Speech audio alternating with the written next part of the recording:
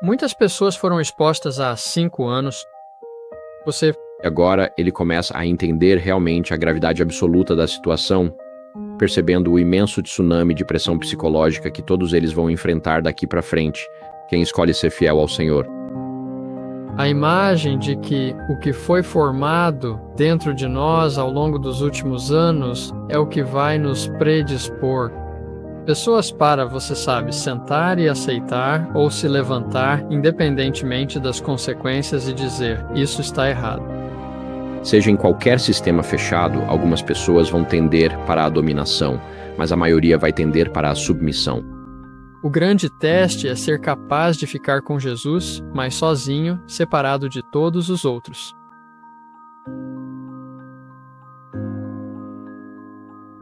Você estava falando, Conrad, antes sobre a prova que está chegando para o povo de Deus. E estamos falando agora, você sabe, em algum momento vamos ter que tomar uma decisão sobre o que vamos fazer.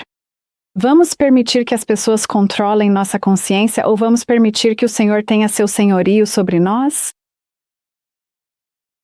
Ellen White diz, voltando à citação de Ellen White, ela diz: o Senhor me mostrou claramente que a imagem da besta será formada antes que o tempo de graça se encerre. Pois será a grande prova para o povo de Deus, pela qual seu destino eterno será decidido. E então, nessa citação, na verdade é uma carta que ela escreveu para uma família onde acho que a filha deles estava tendo visões, e sobre como a imagem da besta seria formada após a lei dominical e esse tipo de coisa. Mas ela diz, não, isso será a prova para o povo de Deus. Então, estamos passando por essa prova neste momento? O que é a imagem da besta? Provavelmente essa é a primeira pergunta a ser respondida. E então estamos passando por essa prova neste momento? A imagem da besta é mencionada especificamente em Apocalipse 13, do versículo 11 ao 17. E você pode fazer referência cruzada com Isaías 10, 1 e Salmo 94, do versículo 20 ao 23. Então, o que realmente é a imagem da besta? Bem, nós descobrimos que, estou olhando aqui, está no livro O Grande Conflito, página 445, a citação específica que define a imagem da besta. Diz que a imagem da besta representa aquela forma de protestantismo apóstata que será desenvolvida quando as igrejas protestantes buscarem o auxílio do poder civil para impor seus dogmas. E então ela continua dizendo, a imagem da besta é feita pela besta de 2 chifres e é uma imagem da primeira besta, ou seja, de Apocalipse 13, os primeiros 10 versículos, que é o papado. E para que os Estados Unidos formem uma imagem da besta, o poder religioso deve controlar o governo civil de tal forma que a autoridade do Estado seja empregada pela igreja para alcançar seus próprios objetivos. E assim, o grande conflito define de forma muito específica o que é a imagem da besta. E você sabe quando dizemos, bem, como isso aconteceria na América? Bem, na semana passada eu estava na Virgínia e fui visitar a Igreja Batista de Culpeper. E você sabe, como adventistas, falamos sobre Roger Williams na década de 1640. Mas como passamos de Roger Williams para a primeira emenda em nossa Constituição nas décadas de 1770 e 1780, e a história é que foram os batistas. Os batistas, você sabe, em sua época, se você voltar à Idade Média, Martinho Lutero, quando você nascia na Europa, era batizado ainda bebê, e o batismo infantil automaticamente fazia de você membro da Igreja Católica Romana. E os luteranos, eles tinham o mesmo sistema sob Lutero. Eles praticavam o batismo infantil e perseguiam pessoas que não aceitavam o batismo infantil, assim como faziam os católicos. E o batismo infantil essencialmente te liga a uma imagem, a uma união entre igreja e Estado, seja ela luterana, alemã ou católica, do Sacro Império Romano. E então vieram os anabatistas e disseram, não, você não deve ser batizado quando bebê, deve haver o batismo de crentes. E por causa disso eles foram brutalmente perseguidos, tanto por católicos quanto por luteranos, porque eles estavam atacando o fundamento da união entre igreja e Estado, que era o batismo infantil. Então, quando chegamos a Roger Williams na década de 1640, o que aconteceu foi que depois de Roger Williams, muitos ministros batistas começaram a pregar em direção ao sul pelas colônias americanas.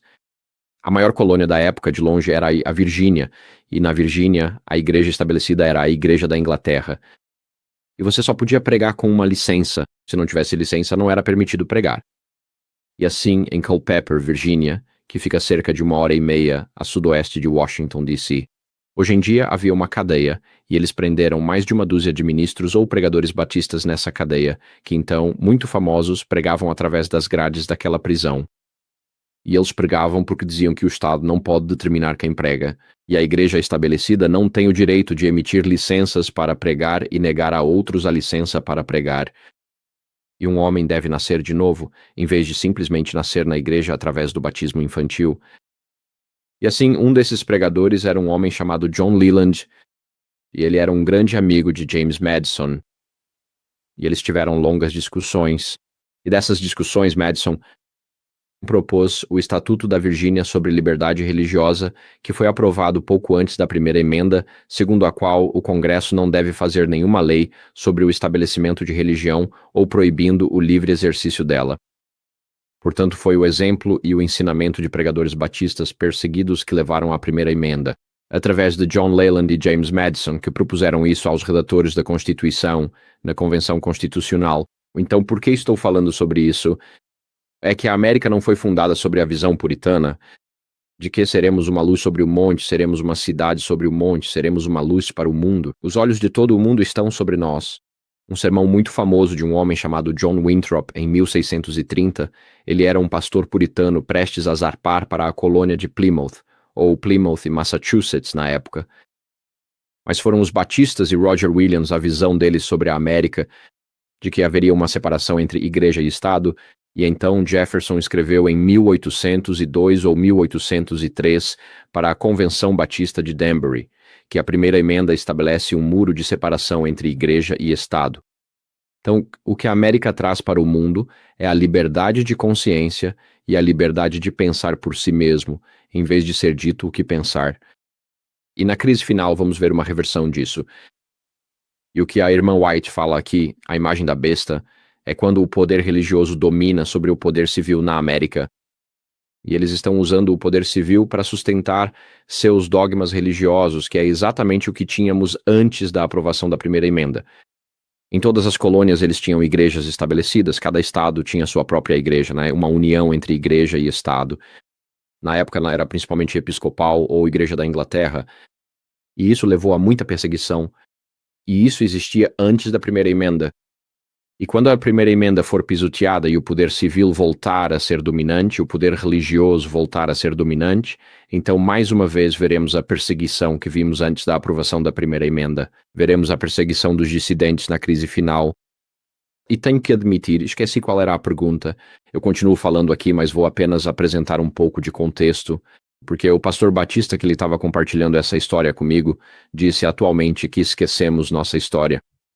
Ele disse: porque agora estamos adquirindo poder político e não estamos mais tão interessados na liberdade religiosa. Ele estava reconhecendo o fato da influência de alguns desses líderes evangélicos, incluindo alguns líderes batistas, sobre o Projeto 2025 e o presidente Trump. Os batistas que sofreram tanto para conquistar a liberdade religiosa, agora que sentem o gosto da influência e do poder político, estão virando as costas para a liberdade religiosa. E assim, ainda não vemos a marca da besta nos Estados Unidos, mas quando a Constituição americana foi escrita, havia a separação da primeira emenda entre igreja e Estado. A suposição era, e isso é implícito, que todos teriam uma cosmovisão cristã na América e que agiriam de maneira cristã. E, portanto, você pode ter uma separação entre igreja e Estado. Mas hoje em dia, a sociedade ela já não tem mais a cosmovisão cristã. É uma sociedade em grande parte secular, e sem essa cosmovisão cristã, toda a suposição por trás da Constituição americana, que a Constituição só funciona com um povo moral, como disse George Washington, essa suposição já não existe mais. E é por isso que estamos olhando para pessoas como Charlie Cook, que confrontou alguns adventistas cerca de 6 meses atrás. E ele disse, veja, a suposição da cosmovisão religiosa acabou, e isso é verdade. Ele disse, agora estamos, e as leis são sempre um reflexo dos seus valores morais. Ele disse: então, ou temos leis que refletem uma cosmovisão judaico-cristã, ou temos leis que refletem uma cosmovisão marxista cultural. Essas são as únicas duas opções diante de nós agora. E é por isso que vemos essas lutas políticas acontecendo. As leis refletirão a cosmovisão marxista cultural progressista ou refletirão uma cosmovisão cristã dominionista? Provavelmente é para esse caminho que as coisas vão. E ambas negam a liberdade de consciência. No fim das contas, não importa qual veneno você escolha, ambos são veneno. No final do dia, vemos nos Estados Unidos um espírito em nosso mundo político, onde o vencedor leva tudo e há pouco espaço para compromisso atualmente. A outra faceta da imagem da besta ou da imagem para a besta. E eu estava justamente olhando para Apocalipse 13, e essas são passagens com as quais muitos estão familiarizados. Mas Apocalipse 13:11 fala sobre outra besta que sobe da terra, e ela tinha 2 chifres como um cordeiro, e falava como um dragão. Bem, a fala do dragão, nos é dito, é legislação. E Conrad fez uma descrição muito boa de uma espécie de história de liberdade para praticar religião. Mas temos este versículo aqui que fala sobre legislação, e eu acho que muitos adventistas do 7º dia estão esperando por essa legislação, e então eles vão dizer: ahá, sabe, agora é a hora. Precisamos estar prontos. No entanto, a Bíblia continua e meio que explica como isso vai acontecer. Porque no versículo 13 diz: ele faz grandes sinais, de modo que até fogo faz descer do céu à terra diante dos homens. E isso me faz pensar em Elias no Monte Carmelo. Você sabe, você conhece a história. Todos os sacerdotes estão reunidos, Elias está sozinho contra, você sabe, aqueles 450 sacerdotes de Baal e Astarote e, enfim, quem mais eles adoravam naquela época. E você se lembra que todo o povo havia se reunido na base da montanha e eles não se mostravam nem um pouco dispostos a assumir um posicionamento claro e decidir. Assumir uma posição sobre quem era o Deus verdadeiro. E novamente a história continua, os sacerdotes de Baal estavam fora de si, por não conseguirem fazer descer fogo do céu. Eu sustento que o motivo é que eles normalmente conseguiam fazer descer fogo do céu. Naquela época, Satanás estava enviando fogo do céu. É por isso que eles estavam confortáveis com esse teste. E isso vai acontecer de novo. Apocalipse 13:14 diz: quando vemos, diz, e engana os que habitam na terra por meio daqueles milagres que tinha poder para fazer diante da besta, dizendo aos que habitam na terra que façam uma imagem à besta. A realidade é que o adversário Satanás não costuma agir e realizar as suas obras de forma óbvia ou direta. E assim, por conta disso, já nos encontramos em um caminho bastante avançado para finalmente colocar a imagem ou a cópia da besta em prática no mundo. E infelizmente, você sabe, houve um grande teste mundial há cerca de 5 anos durante o que foi descrito como uma pandemia. Em uma grande variedade de casos diferentes, a nossa própria estrutura de igreja organizada estava na linha de frente, apoiando de forma equivocada as medidas que agora sabemos que nem mesmo a ciência humana apoia, não é verdade? E assim, percebemos que Satanás tem introduzido ideias e pensamentos de uma maneira lenta, gradual, mas extremamente persistente e segura. São políticas e práticas institucionais que, em muitos casos, diversos adventistas do 7º dia acabaram por aceitar e também normalizaram em seu cotidiano. E, principalmente, pelo que entendo, isso envolve a sujeição da consciência individual por meio de políticas e do que Ellen White chama de poder régio. E essa é a prática que realmente tem sido atribuída à Igreja Católica Romana ao longo dos séculos. É de cima para baixo versus de baixo para cima. E Ellen White percebeu isso. E isso foi discutido desde a década de 1880, sabe? Passando claramente pelo início dos anos 1900, através dos conselhos dela, a Associação Geral, e nunca foi apagado. Nunca foi revogado. E, portanto, eu acho que o que vemos hoje em nossa igreja é uma aceitação do que realmente é a imagem da besta, mesmo que a legislação ainda não esteja aqui. Estamos profundamente envolvidos nesse processo. Nós a normalizamos, nós a incorporamos ao manual da igreja, nós a incorporamos às práticas.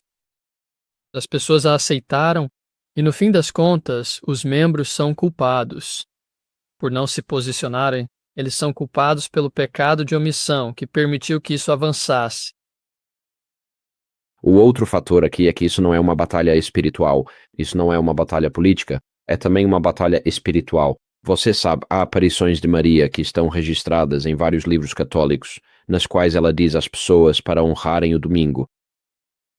Existe um livro chamado O Trovão da Justiça, que é uma publicação católica, e ele fala sobre como Nossa Senhora Maria apareceu a um fazendeiro local chamado Michael McDonnell, e a mensagem era para preservar o domingo para a oração. E essas aparições são manifestações demoníacas. E o livro O Grande Conflito, na página 591, discute exatamente esse assunto. Lá diz que comunicações dos espíritos declararão que Deus os enviou para convencer os que rejeitam o domingo do seu erro, afirmando que as leis do país devem ser obedecidas como a lei de Deus. Eles lamentarão a maldade do mundo. E, em segundo lugar, o testemunho de líderes religiosos de que o estado degradado da moralidade é causado pelo desprezo ao domingo. Portanto, a marca da besta não é apenas uma questão política que está acontecendo, ela também tem inspiração demoníaca e demônios aparecendo e dizendo às pessoas que isso é o que elas precisam fazer. E, curiosamente, eu estive na conferência Blue Star em outubro deste ano, lá em Huntsville, Alabama, e eles tinham um cavalheiro lá. Quem era? Quem é o representante da MUFON na Flórida? E MUFON tem algo a ver com a rede de OVNIs. E nos últimos 40 anos, ele entrevistou e interrogou pessoas que relataram experiências de abdução por OVNIs.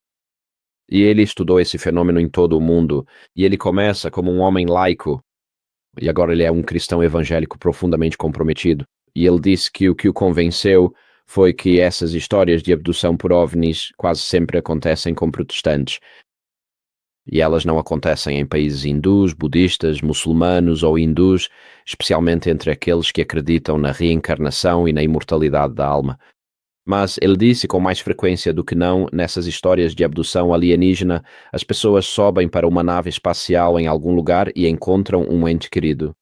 E o ente querido diz que esses seres são mensageiros de outros planetas. Você precisa ouvi-los. E ele chegou à conclusão de que essas histórias de abdução por OVNIs eram, na verdade, manifestações demoníacas. E eles estão mirando nos protestantes, em particular ou predominantemente, ou em qualquer pessoa que tenha uma compreensão bíblica da morte. E eles estão ensinando a imortalidade da alma. E estão dizendo a esses protestantes que esses seres espirituais, esses habitantes de OVNIs, na verdade são mensageiros trazendo avisos de outros planetas. E então eu estava interessado ali naquela conferência em como ele descreveu 40 anos de trabalho e estudo nessa área.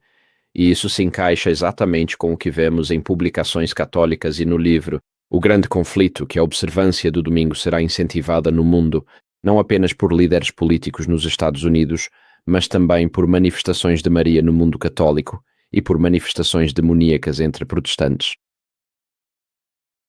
Eu só quero explorar um pouco mais toda a questão da imagem da besta e o componente da lei dominical, porque muitas pessoas estão meio que esperando para fazer qualquer coisa sobre o que está errado na igreja ou em suas próprias vidas até que vejam a lei dominical. E elas ficam meio que pensando, ok, vamos, sabe, quando isso acontecer, eu vou ter certeza de que o Senhor estava certo. Ele está prestes a voltar e, você sabe, vai haver uma perseguição. Algo que eu vejo em Apocalipse capítulo 13 é que uma besta é formada, mas então ela recebe fôlego, vida é soprada nela. Então ela não começa necessariamente a falar imediatamente de forma semelhante a um dragão. Ela é formada e então começa. E é por isso que eu acho que Ellen White destaca que isso é a prova para o povo de Deus. Antes, na verdade, a lei dominical é a prova, a lei do domingo. De muitas maneiras já é tarde demais. Se você já absorveu tudo mais antes, então também vai absorver a lei dominical. Algo que tenho observado ao revisitar a história. Se você olhar para o passado, para os anos 1800, meados do século XIX, havia um grande declínio moral. Ellen White diz que isso aconteceu, na verdade, por causa da rejeição das mensagens do primeiro e do segundo anjo, o que resultou em um declínio moral significativo, porque as pessoas começaram a se afastar de Deus, enquanto anteriormente havia um reavivamento. E naquela época surgiu um movimento, o movimento da YMCA, e também alguns outros movimentos, tanto à esquerda quanto à direita do cristianismo, para tentar trazer de volta algum tipo de moralidade para a sociedade. E então eles começaram a se envolver no âmbito político. Essas entidades, como a YMCA e outras, começaram a se envolver no campo político para tentar influenciar a legislação, de modo que a moralidade fosse legislada. Assim vemos o Movimento Nacional de Reforma que surgiu e tentou legislar sobre o domingo em toda a América. Mas quando você chegar no início dos anos 1900, ocorreu a Primeira Guerra Mundial e foi formada a Liga das Nações. E durante esse período existiram sindicatos cristãos, assim como sindicatos comerciais, que se uniram à Organização Internacional do Trabalho, como... Não me lembro do termo que eles usavam, mas naquela época não usavam a expressão ONG. Foi sim. É um termo da ONU, mas havia um termo equivalente que era usado para esses sindicatos cristãos. Então havia um protestante e havia um católico, curiosamente, o que era protestante. O presidente ou diretor executivo dele era católico e ele de fato fazia parte do Conselho da União Católica. E ele foi à Organização Internacional do Trabalho, que era uma agência especializada da Liga das Nações, e eles realmente fizeram campanha por um descanso aos domingos, para que fosse implementado nas convenções internacionais que estavam sendo elaboradas pela Organização Internacional do Trabalho, e isso foi incluído nelas. Elas foram disfarçadas como dias de descanso semanais, mas se você ler todos os questionários e todos os outros documentos, os relatórios que vieram dos questionários enviados a todos os estados-nação, o domingo era o dia de descanso. Era assim naquela época. E assim tivemos dias de descanso aos domingos por muitos, muitos anos em várias nações. E então vemos que na ONU foi formada na década de 1940.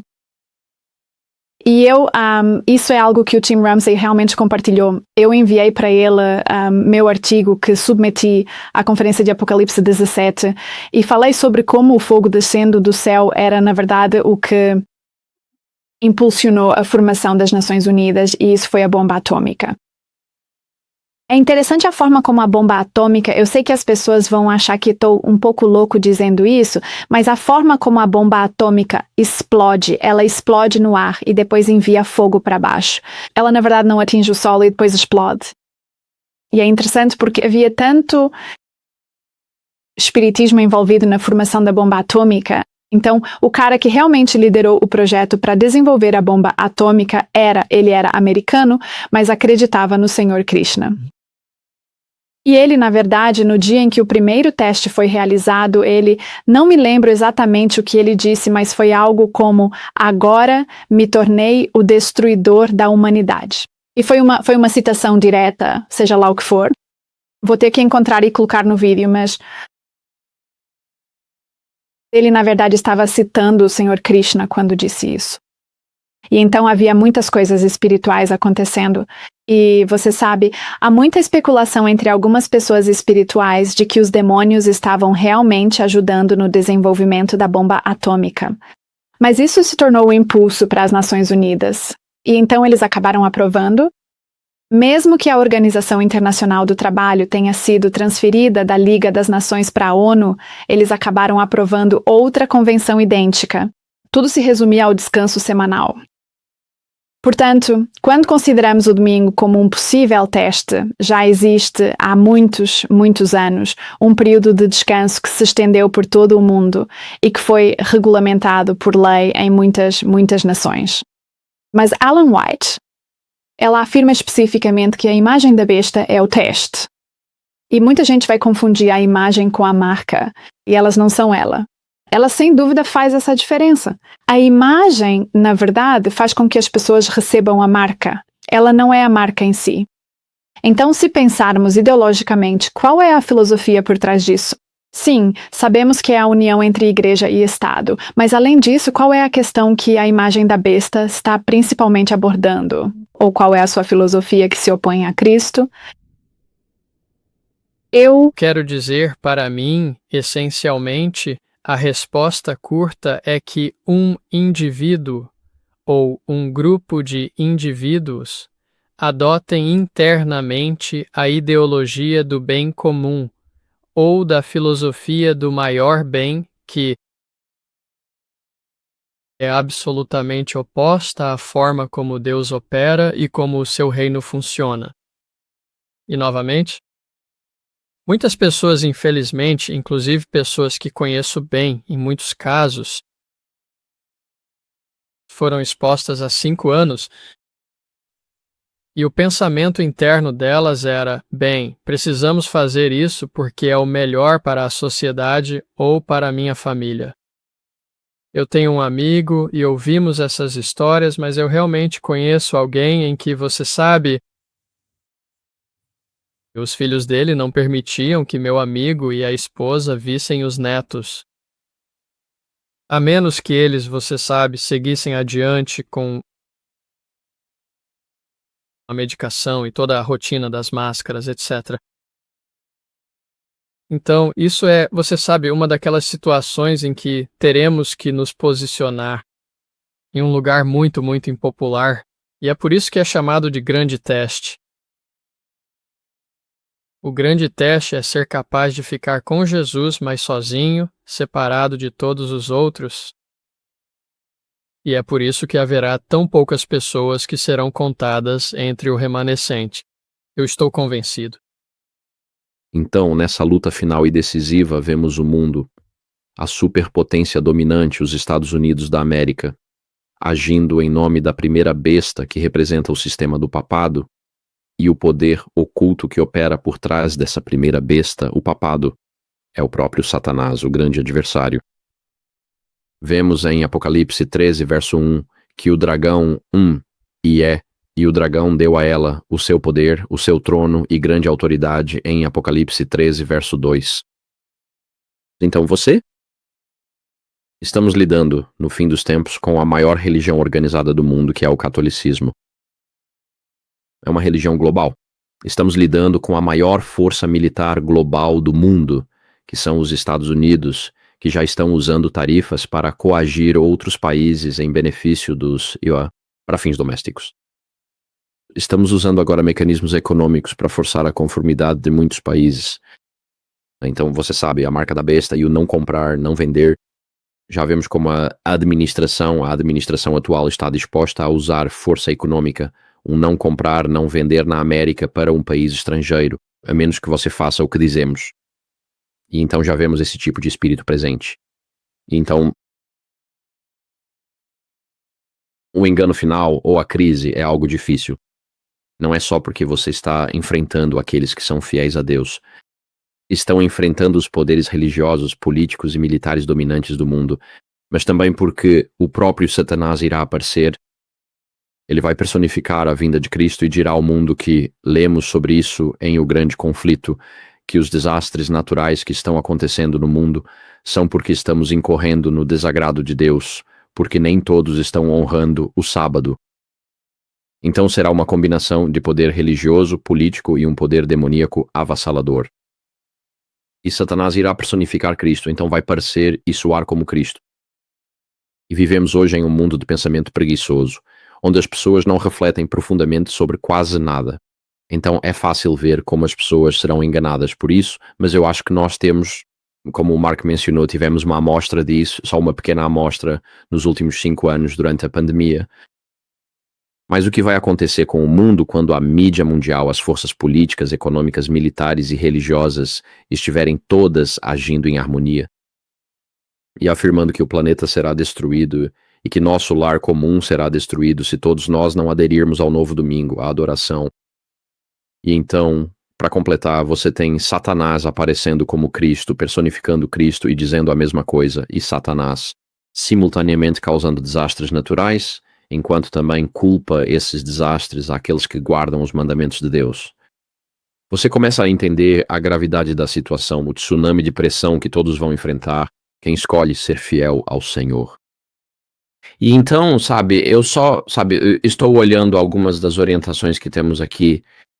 Há um pouco de profecia que você mencionou há alguns minutos, a Convenção Nacional de Reforma, Joanne. Em 1887, eles decidiram, estou citando aqui, que o domingo é um sinal entre Deus e o homem e sua observância reverente, uma marca da nação cujo Deus é Jeová. E então, é isso que os protestantes estavam dizendo. Mas eu recorro à minha Bíblia. Em Ezequiel capítulo 20, você encontra exatamente o oposto, que o sábado é o sinal entre Deus e seu povo, diz, e santificai os meus sábados, Ezequiel 20:20, para que eles sejam um sinal entre mim e vocês, para que saibam que eu sou o Senhor, seu Deus, e essa palavra para Senhor é Jeová.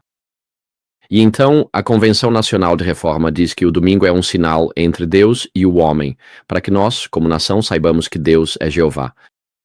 E Ezequiel 20 diz: o sábado é um sinal entre Deus e seu povo, e vocês saberão que Jeová é Deus.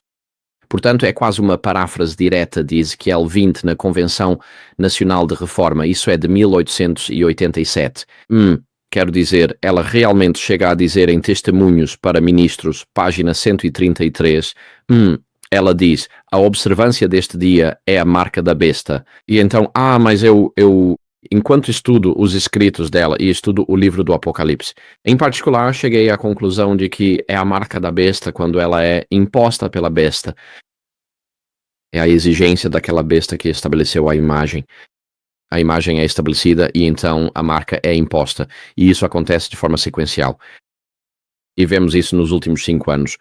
Vimos, a princípio, o governo incentivar as pessoas a tomar um certo medicamento. Primeiro você ganha um cupom de $100, ou um bilhete de loteria, ou ganha um sorvete se for criança. Depois eles passam dos incentivos para as advertências. Você, Maury, como todo mundo, precisa fazer isso, é para o bem comum. E então você começa a ver surgirem mandatos dizendo que você vai perder o emprego se não fizer isso. E por fim, você enfrenta a demonização social e a exclusão total. E ao longo da história, quando os governos querem impor uma política impopular, eles sempre começam com incentivos antes de recorrer ao castigo. E como você meio que mencionou antes, Joanne, eu acho que haverá incentivos para adotar a adoração no domingo, de modo que muitas pessoas simplesmente vão se adequar a isso. Muito antes de se exigir a marca da besta para aqueles que realmente resistirem a isso. Eu acho que muitas pessoas, é como adotar uma moeda digital de banco central. A maioria das pessoas vai adotar isso da noite para o dia, simplesmente porque sentem que não têm outra opção. Elas não precisam de muita coerção. Elas podem adotar porque lhes foi dito para fazer isso. Elas recebem, 20 mil euros digitais ou dólares digitais se você se cadastrar na nova moeda digital nos primeiros 3 meses. Então as pessoas simplesmente vão fazer isso. Mas a guarda do domingo é a marca da besta. Mas principalmente quando ela é imposta pela besta. Uma das coisas que me ocorre é que, se você olhar lá no início da história da Terra, mais uma vez, voltando para Gênesis capítulo 4, você tem... Bem, se você for para Gênesis capítulo 3, qual foi a primeira besta que foi realmente usada por Satanás? Foi a serpente. Mas no capítulo seguinte temos Caim e Abel, que, como eu disse antes, são meio que... eles fazem parte da mesma igreja. Um demonstra o Espírito de Cristo e o outro demonstra o Espírito de Satanás. E, você sabe, Abel está tentando fazer a vontade do Senhor e Caim o mata por causa disso. Isso o faz se sentir muito desconfortável ao saber que outra pessoa está fazendo a vontade do Senhor e ele não.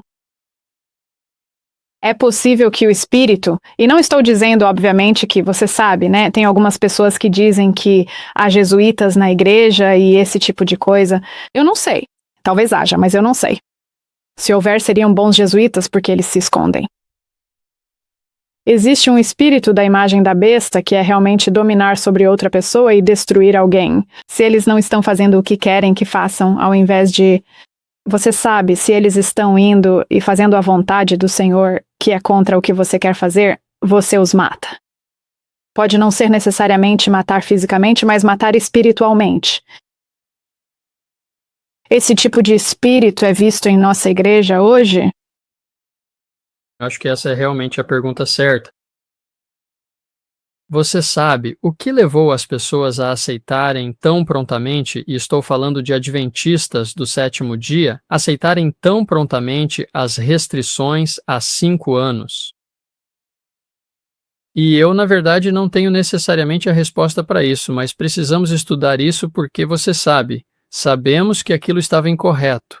Foi errado porque se encaixou nesse conceito ideológico do bem maior. Seja lá o que predispôs as pessoas a escolherem o caminho mais fácil há 5 anos, é muito provável, algumas das mesmas coisas que vão levar as pessoas a aceitar prontamente o estabelecimento do domingo como dia de descanso. E Joana, você e eu estávamos conversando mais cedo sobre que forma isso poderia tomar. E sim, eu acho que não vai ser algo draconiano, porque aí, você sabe, as pessoas não vão aceitar. Mas poderia facilmente ser, por exemplo, digamos, do final da tarde de sábado até o meio-dia de domingo, por exemplo. E eu acho que muitos adventistas do sétimo dia vão aceitar prontamente o descanso. Eles não vão ver isso como você sabe, interferindo na capacidade deles de adorar no sétimo dia. Certamente não vão ver isso como algo forçado. Ir à igreja no domingo. E o fato é que em Êxodo 20, versículo 9, diz que Deus estabeleceu, você sabe, os 6 dias como dias em que devemos trabalhar, devemos labutar. Isso faz parte do 4º mandamento. Não é algo em que se foca com frequência, mas Deus espera que trabalhemos no domingo. Qual a porcentagem de pessoas dentro da nossa igreja organizada vai se levantar e tomar uma posição pública em suas contas de redes sociais?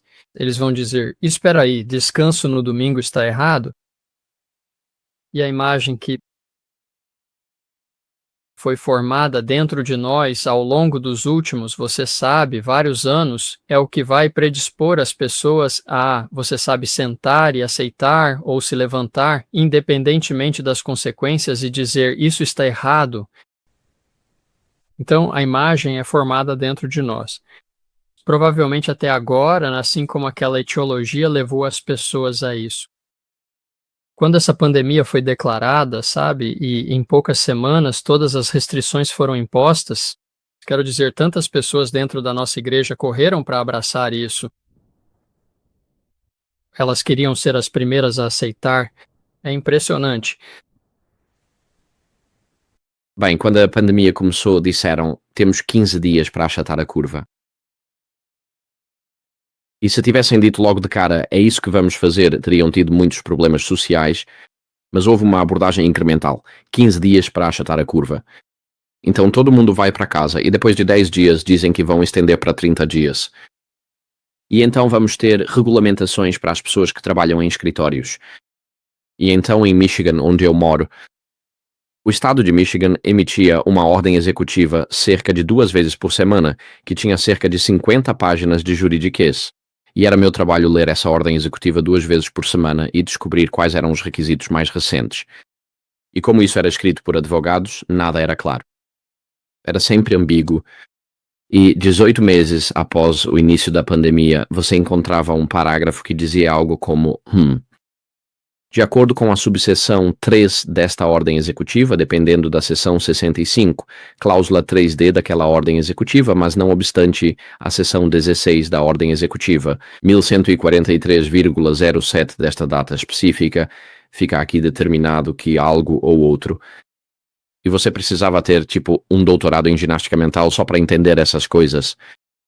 E isso continuava saindo. Eu estava gastando talvez 8 ou 9 horas por semana só lendo essas coisas, tentando entender quais eram minhas responsabilidades legais. Mas tudo começou com pequenos passos fáceis. E isso é você sabe, para a sua própria segurança, e você sabe quando você olha para a história, é impressionante a capacidade das pessoas de se iludirem, achando que as coisas vão ficar bem. Se você olhar, por exemplo, para o massacre de Babi Yar, o desfiladeiro nos arredores de Kiev ou Minsk durante a Segunda Guerra Mundial, os nazistas conquistaram a cidade na Ucrânia e houve algumas explosões de bombas na cidade. Eles culparam a população judaica e disseram que seriam realocados, então os marcharam até um desfiladeiro nos arredores da cidade. E eles atiravam nas pessoas no topo do desfiladeiro e empilhavam seus corpos no fundo de um jeito depois de outro. Assim, os corpos eram empilhados de forma muito eficiente e as pessoas marchavam voluntariamente para a morte, porque disseram a eles que seriam realocados e que precisavam entregar suas bagagens, suas joias e assim por diante. E mesmo podendo ouvir as metralhadoras disparando logo ali na esquina, eles ainda assim continuaram avançando, talvez contra toda a esperança, acreditando que aquilo realmente não era o que parecia ser. E se você olhar para os experimentos da prisão de Stanford de quase 100 anos atrás, muitos criticaram esses experimentos, mas eles basicamente argumentaram as conclusões dos testes psicológicos, que em qualquer sistema fechado, algumas pessoas tendem à dominação, mas a maioria tende à submissão. E em um ambiente corporativo, de negócios, ou até mesmo em uma igreja, ou até dentro de uma família, o quê? Um pequeno grupo será dominante e vai gostar dessa dominação, vai se apegar a ela e buscará ainda mais poder. E todos os outros, aqueles que não querem se expor, que não querem se manifestar sobre as coisas, acabam cedendo para se encaixar e afundam em uma submissão cada vez mais profunda. E esse foi o resultado do experimento da prisão de Stanford, mostrando que a humanidade se divide em dois grupos: os que querem governar de forma implacável e os que se submetem a quase tudo. Porque não querem ser aqueles que se levantam e dizem não. E eu acho que, dada essa realidade básica sobre a psicologia humana, vemos o que aconteceu na Segunda Guerra Mundial, onde inúmeros grupos de ciganos, ou, você sabe, povos ciganos ou judeus, ou outros grupos considerados indesejáveis pelos nazistas, muitas vezes caminharam para a morte em circunstâncias trágicas. E vimos isso na pandemia. As pessoas cederam para se encaixar, pouquíssimas pessoas queriam se manifestar, e aqueles que o fizeram pagaram um preço alto por isso. E assim você entende como na crise final, Satanás, que entende a psicologia humana, sabe exatamente quais alavancas acionar e quais botões apertar, ou botões apertar e alavancas acionar para obter a máxima colaboração no fim dos tempos. E eu acho que vai começar com incentivos antes de passar para as punições. Vai começar com recompensas antes de passar para a coerção. E é por isso que quando diz que ele deu vida à imagem da besta, é porque ela pode ser formada no papel. Mas um dia ela ganhará poder de verdade. Assim como na Inglaterra, de onde eu venho, temos leis dominicais registradas. A questão é que não há vontade política para dar vida a essas leis. Mas temos leis dominicais que remontam a centenas e centenas de anos. E as leis azuis nas colônias americanas foram baseadas nas antigas leis inglesas de Carlos II, após a restauração em 1688 ou a partir de 1660. E mesmo antes disso, muitos países já tinham leis dominicais registradas. Elas só não foram colocadas em prática ainda. Mas chegará o momento em que elas serão ativadas e nos lembraremos: essa é a lei. Na verdade, tudo se resume à soberania e ao senhorio sobre o sábado, que é o que Jesus possui. É um reconhecimento do seu senhorio sobre nós. E é por isso que você sabe, a mensagem do terceiro anjo trata realmente de quem se tornou o nosso Senhor. E se estamos dispostos a permitir que outros governem sobre nós, então não estamos dispostos. Para que Cristo seja o nosso Senhor, ficamos satisfeitos que essas outras pessoas exerçam domínio sobre nós? Eu só ia dar um exemplo. Você sabe, o inimigo nem sempre faz ataques frontais. E um exemplo que já vi ser usado muitas vezes em reuniões de diretoria de igreja e similares, reuniões de diretoria escolar, e um que vi durante a pandemia. Aqui, Na conferência em que estou, a conferência enviou um e-mail com um memorando, incentivando o cumprimento em relação ao uso de máscaras, distanciamento social, etc. Porque se não cumprirmos, ou se você tiver um membro que se recuse, sabe, como esse membro gostaria de se sentir responsável por a igreja ser processada, e para poder pagar as indenizações, a conferência teria que vender um acampamento de verão. E então foi quando eu olhei para aquilo ali e isso é algo que Satanás usa muito. E sempre que crianças são mencionadas em um argumento ou discussão envolvendo a consciência individual, pode ter certeza de que você deve prestar muita atenção ao que está realmente em jogo. Porque Não podemos tomar nenhuma decisão que possa ser um problema ou impactar as crianças da igreja. E claro, eu tenho filhos e netos e eu amo crianças. Mas quando é que defendemos um princípio? Quando é que defendemos a verdade? E na qualidade de igreja organizada, nós acabamos cometendo uma falha há 5 anos. Perdemos a maior oportunidade que provavelmente teremos de nos manifestar e viver intensamente as ideias de reforma da saúde que foram dadas à irmã White, sabe, em meados de 18 centenas. E assim desperdiçamos essa oportunidade. O que faremos a seguir? Posso dizer que o descanso de domingo para mim é algo muito mais sutil. Questão do que aconteceu há 5 anos.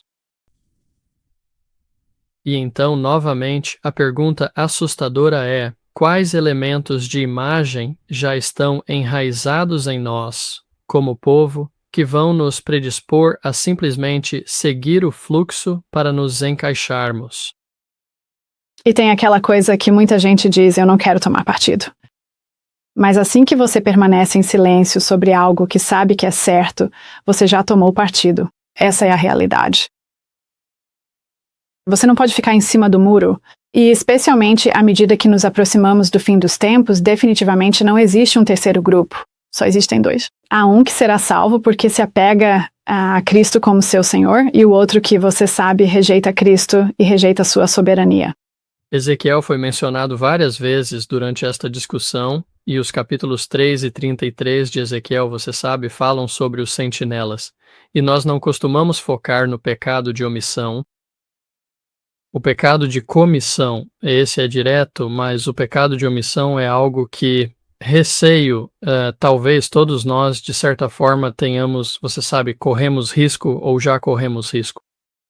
Cúmplices no passado por termos ficado calados quando deveríamos ter nos levantado e falado. Este é o versículo de Isaías 58:1 que raramente é citado do púlpito. sim, o vigia, um dos da noite, uma passagem muito famosa ali. E a irmã White comenta sobre isso e diz em Terceiros Testemunhos, página 254, mas a mensagem da verdadeira testemunha revela que um terrível engano se abateu sobre o nosso povo, o que torna necessário enviar advertências para romper seu sono espiritual e despertá-los para uma ação decidida. Ela continua dizendo que é dever tanto dos vigias quanto dos leigos dar à trombeta um sonido certo. E diz que Deus chama os vigias e os soldados rasos ligados ao seu exército para fortalecer os postos avançados, guardar o forte e assim por diante. Fica muito, muito claro ao lermos essas citações que há pessoas que dizem, eles dizem, se há um problema na liderança da igreja, Cristo irá resolver. Não cabe aos membros pedir reforma e não cabe a você, como pregador leigo, pedir reforma. E está acima do seu nível questionar o que os líderes estão fazendo. Mas o que encontramos no espírito de profecia é muito, muito claro. Ela diz, é dever tanto dos vigias quanto dos leigos dar à trombeta um sonido certo. E isso significa que Deus chama pessoas que são pregadores e leigos, não importa aos olhos de Deus. Deus chama pessoas dispostas a dar à trombeta um sonido certo para advertir seu povo antes da destruição iminente. Mas voltando ao ponto da sua pergunta aqui, que é a soberania de Cristo, eu realmente, fundamentalmente, concordo com você nisso. E eu acho que, sabe, um princípio fundamental da nossa fé cristã é a soberania de Jesus Cristo. E eu diria que, na verdade, são as ideias que governam o mundo. E uma denominação é moldada por seus princípios dominantes, assim como uma nação é moldada, assim como uma vida individual é moldada por seus princípios dominantes. E como adventistas, pelo menos afirmamos ser defensores e campeões da liberdade religiosa, não apenas para nós mesmos, mas para todos os outros. E você pode perguntar, bem, em que isso se baseia? Bem, assim como um carvalho vem de uma bolota, todos os ramos da teologia adventista vêm da bolota, que é o senhorio absoluto de Jesus Cristo. Como a Bíblia diz, um só é o vosso mestre, o Cristo, e todos vós sois irmãos. E assim Cristo é o cabeça da igreja e toda a autoridade lhe foi confiada. E ele deve ter absoluta preeminência em todas as coisas. E como Maria disse aos servos em João capítulo 2, na festa do casamento em Caná da Galileia, tudo o que ele vos disser, fazei-o. Então, se Cristo é o governante absoluto da igreja, como descobrimos a vontade de Cristo para nós? E isso está na Bíblia, na palavra de Deus, e é por isso que a Bíblia é o nosso padrão de prática e nossa regra de fé. Pelo menos é isso que afirmamos ser, e é por isso que devemos sempre nos perguntar: o que diz a palavra de Deus? E isso significa que não estamos buscando tradições de homens, nem procurando por concílios e suas decisões, nem por formas, crenças fundamentais ou formulações eclesiásticas. Estamos buscando a vontade de Jesus Cristo para nos guiar e nos governar em como devemos viver como povo. E então, se me permitem, vou apenas puxar algo aqui. Há uma citação que me vem à mente enquanto falo, estou apenas procurando. Sim, é de Atos dos Apóstolos, página 68.2, ela diz: ali o estandarte da verdade e da liberdade religiosa, erguido pelos fundadores da Igreja do Evangelho e pelas testemunhas de Deus. Durante os séculos que se passaram desde então, esse estandarte neste último conflito foi confiado às nossas mãos. Esse é o movimento adventista e a responsabilidade por esse grande dom confiado àqueles a quem Deus abençoou com o conhecimento de sua palavra. Então, é assim que ela conclui um parágrafo. Ela diz que a palavra de Deus deve ser reconhecida como estando acima de toda a legislação humana. Um assim diz o Senhor não deve ser posto de lado por um assim diz a igreja, ou um assim diz o Estado. Essa é uma frase fascinante, que um assim diz o Senhor não deve ser posto de lado por um assim diz a igreja, ou um assim diz o Estado. E assim, quando olhamos para essas questões aqui, o senhorio de Jesus Cristo e a sua vontade, conforme revelada nas Escrituras, devem ser supremos na vida do crente, não as decisões da igreja, não as decisões da conferência geral, nem as decisões da sua conferência local. E não devemos substituir um assim diz o Senhor por um assim diz a igreja. E inevitavelmente isso trará conflito. Enquanto o Mark compartilhava ali, eu estava justamente procurando novamente aquele verso de Zacarias 13, diz assim: desperta, ó espada, contra o meu pastor, contra o homem que está ao meu lado, declara o Senhor dos Exércitos, fere o pastor e as ovelhas se dispersarão. E Jesus cita isso em Marcos 14, onde diz: Jesus lhes disse, todos vocês vão se afastar, pois está escrito, ferirei o pastor e as ovelhas se dispersarão. E se aprendemos algo nos últimos 5 anos, é isso. Quando a imagem da besta for estabelecida e quando for dado fôlego à imagem da besta, o adventismo se dispersará, assim como aconteceu na pandemia. Não haverá uma resposta comum. Cabe a nós começarmos a refletir agora sobre o que defendemos e o que não defendemos, e precisamos nos perguntar agora, temos um assim diz o Senhor em nossas mentes? Estamos prontos para dar um assim diz o Senhor? Estamos prontos para dar uma resposta pela fé que professamos? Estamos dispostos a defender a fé que nos foi transmitida ou não? Porque quando o rebanho for atingido, as ovelhas serão dispersas. E quando a marca da besta for imposta, haverá pessoas em posições de liderança incentivando que devemos aceitá-la, provavelmente porque dirão que isso não é uma questão de liberdade religiosa, mas sim uma questão ambiental, algo assim. E haverá uma pressão imensa, até mesmo dentro do corpo de Cristo, para aceitar a marca da besta. E eu acho que a razão para isso é porque estarão em jogo bilhões de dólares para o sistema adventista, a estrutura, e eles não vão abrir mão de dezenas de bilhões de dólares por ano. Porque você tem alguns escrúpulos sobre lockdowns ambientais, como provavelmente será chamado. Então, acho que podemos esperar, a partir de Zacarias 14, de Marcos 14, do que aconteceu na pandemia, que quando a coerção vier, o rebanho será disperso. E todos que estão assistindo a este programa precisam pensar agora, pelo que eu luto, no que eu acredito. Eu tenho algum limite inegociável na minha própria mente, não estou claro sobre essas coisas, e estou disposto a perder tudo pela causa de Cristo. Como sabemos, cada um de nós tem várias coisas em comum. Infelizmente, um deles está sendo cancelado. Dentro de o corpo de Cristo, e eu estava olhando isso outro dia, e há um artigo com Red que complementa exatamente o que você estava falando, escrito por Ellen White, publicado em 1873 no The Review and Herald. E ela disse, eu vou ler várias frases aqui. E ela diz, quem está de pé no conselho de Deus neste momento são aqueles que praticamente desculpam os erros entre o povo professamente de Deus e murmuram em seus corações, se não abertamente, contra aqueles que repreendem o pecado. São aqueles que se posicionam contra eles e simpatizam com os que cometem erros? E ela responde, não, de fato, ponto de exclamação.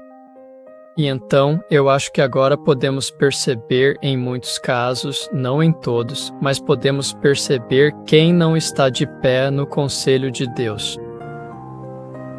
Pela forma como estamos sendo tratados e como vemos essas pessoas tratando outros que estão apenas suspirando e chorando, eles têm um fardo pelas almas dentro da igreja. Eu sei que eu tenho, e sei que cada um de vocês também tem. E nós só queremos alertar as pessoas para, você sabe, mudarem de caminho. Satanás está inventando todo tipo de artifício possível para que as pessoas que conhecem a verdade sejam embaladas em uma segurança fatal, enquanto ele convoca homens maus e anjos malignos para levar adiante seus planos em segredo. Mas todos os que buscam a Deus de todo o coração serão despertados. Aqueles que amam a Deus de toda a alma guardarão os mandamentos de Deus e terão a fé de Jesus. Alguns tendem a pensar que está sendo feito um alarde exagerado, mas em sua posição de conforto, dizem ao povo, paz e segurança, quando uma destruição repentina está prestes a cair sobre o mundo. Eu estremeço ao pensar nas palavras que me foram ditas a respeito daqueles que não agem de acordo com a verdade para este tempo. Disse meu guia, aqueles que não despertarem serão deixados para trás. E Deus agirá sobre homens que responderão ao seu chamado e levarão sua obra adiante e para o alto. Deus chama os sentinelas e os soldados ligados ao seu exército para fortalecer o posto avançado, para guardar o forte.